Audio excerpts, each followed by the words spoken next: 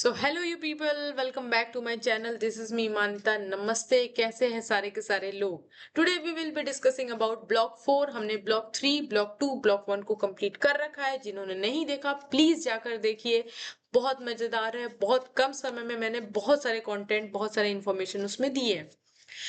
बिना देरी किए मैं आपको ले चलती हूँ अपने टॉपिक पर। प्लीज अपने अपने हाइलाइटर्स को ओपन कर लें, अपने बुक्स को ओपन कर लें और शुरू करते हैं हम ब्लॉक 4 को रीड करना। तो ब्लॉक 4 में गाइस मोस्ट इंपॉर्टेंट क्वेश्चंस जहां से आते हैं वो है भीमायना की स्टोरी आपको पता होनी चाहिए, आपको ब्लू अम्ब्रेला की स्टोरी पता होनी चाहिए, आपको ग्राफिक लिटरेचर या ग्राफिक नॉवल के बारे में पता होना चाहिए कि ग्राफिक नॉवल है क्या। ठीक है, ये 5 मार्क्स में पूछता है और मैक्स टू मैक्स 10 मार्क्स में पूछ लेगा। जनरली ये 5 मार्क्स में ही पूछता है। ठीक है, तो मैं भी अपने हाइलाइटर को ओपन करती हूँ और चलती हूँ पहला स्लाइड पर। तो हमारा पहला स्लाइड है भीमायना।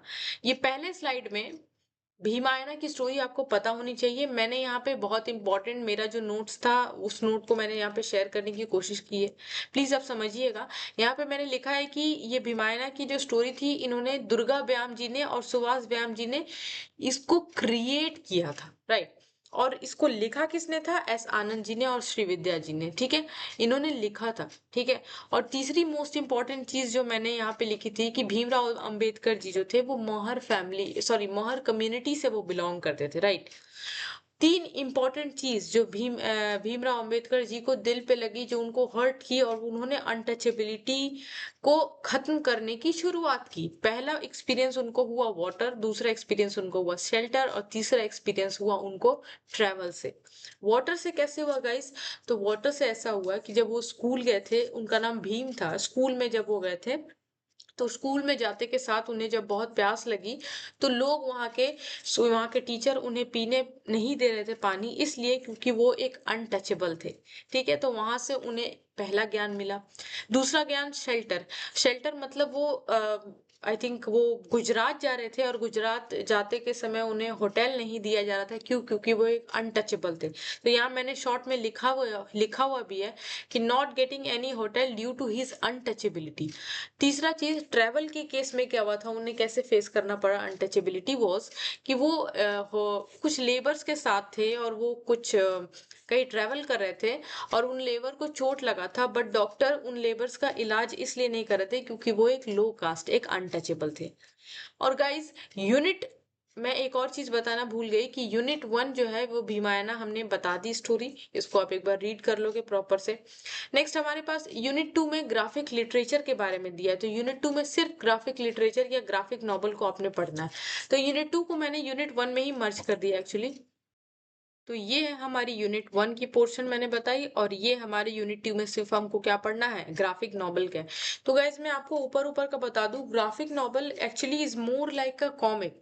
ठीक है, जैसे हमने चाचा चौधरी वगैरह अगर पढ़ा होगा चुटकुले वाले कॉमिक, तो उसमें क्या होती है कि कॉमिक विजुअली कॉमिक्स रहते हैं, चाचा चौधरी की पिक्चर रहेगी, उसमें कुछ लिखा हुआ होगा।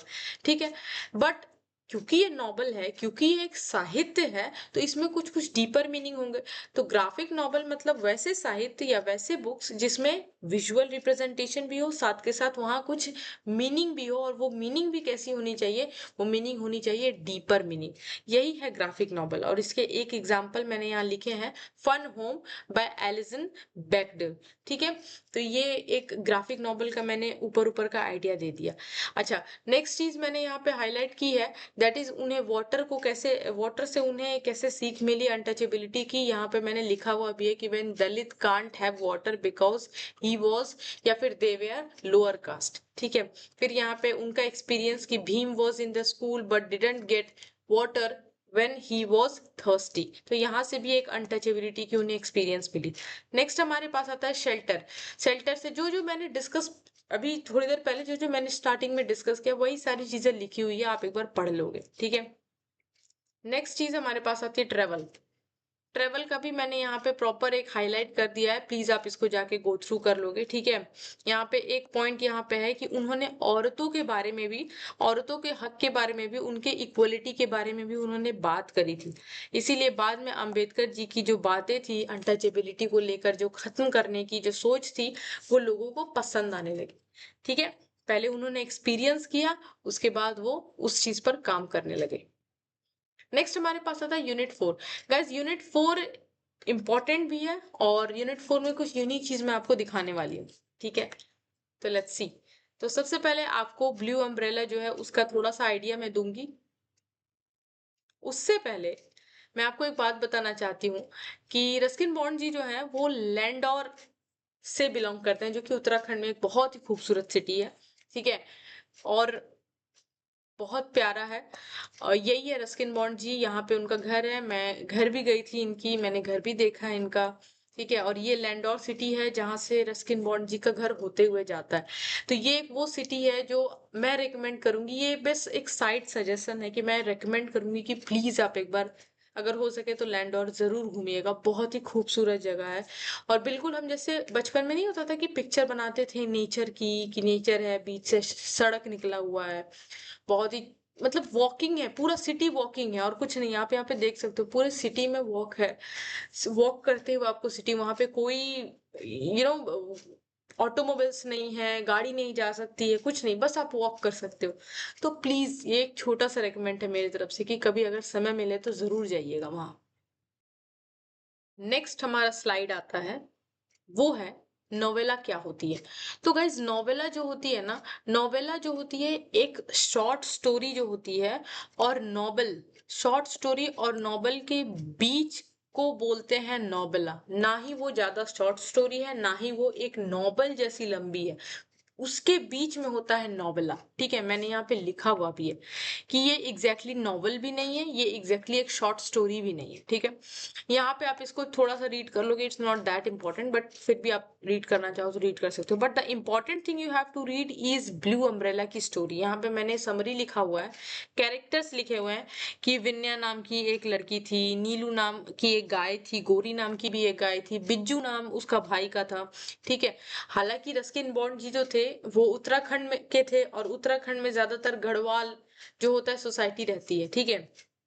तो गढ़वाल में ज्यादातर गढ़वाली बोली जाती है, तो उत्तराखंड में तो रस्किन बॉन्ड जी ने उसी गढ़वाल सिटी का जिक्र किया है, उसी गढ़वाल के लोग का जिक्र किया है, वहां के गांव का जिक्र किया है।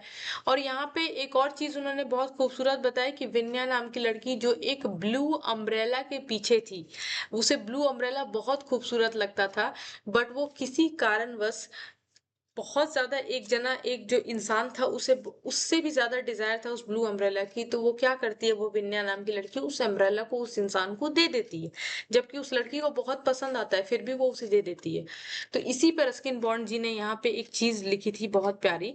यहाँ पे उन्होंने लिखा कि Ruskin portrays how human trapped by desire. उन्होंने ऐसा कहा कि इंसान लालच से कितना भरा हुआ है, वो दूसरे को जब वो चीज खेलते हुए या यूज करते हुए देखता है तो उसके अंदर भी एक लालच होती है। यहाँ पे लिखते हैं कि विन्या जो है वो इस डिजायर से, इस मोह से, इस लालच से फ्री थी, इसीलिए उसने बिना सोचे वो फट से वो अम्ब्रेला उस इंसान को दे देती है। यहाँ पे एक बहुत खूबसूरत लाइन लिखा है उन्होंने, वहां लिखा है he created very thin line between children and adult. उन्होंने एक बहुत ही थिन लाइन बताया है इस स्टोरी में चिल्ड्रन और एडल्ट का। चिल्ड्रन और एडल्ट कहने का मतलब है कि वो छोटी सी एक बच्ची है, बट उसकी सोच जो है वो एडल्ट जैसी है। विन्या की बात हो रही है, जो एक छोटी सी बच्ची है उसकी बात हो रही है यहाँ पे, कि उसकी सोच कितनी एडल्ट जैसी है, और उसको अप्रिशिएट किया है किसने, रस्किन बॉन्ड जी ने अपनी कहानी में। तो यही है एक पूरी की पूरी स्टोरी, ओके। और यहाँ एक और पॉइंट जो कि पीक पॉइंट है कि in his most stories you can see and feel mountain. यहाँ पे उनकी, क्योंकि रस्किन बॉन्ड जी खुद ही एक माउंटेन मैन थे, ठीक है। तो उन्हें माउंटेन का जिक्र करना बहुत अच्छा लगता था, और उनके मोस्ट ऑफ द स्टोरीज में आप देखोगे कि उनमें माउंटेन्स का, उनकी खूबसूरती का, नेचर का बहुत खूबसूरत से जिक्र किया हुआ है। तो इसी के साथ जो है हमारा बुक कंप्लीट होता है। हम लोगों ने सक्सेसफुली उसे कंप्लीट कर लिया है। BEDC 106 पॉपुलर लिटरेचर हमारा कंप्लीट होता है, सो कॉन्ग्रेचुलेशंस एवरीवन, ठीक है।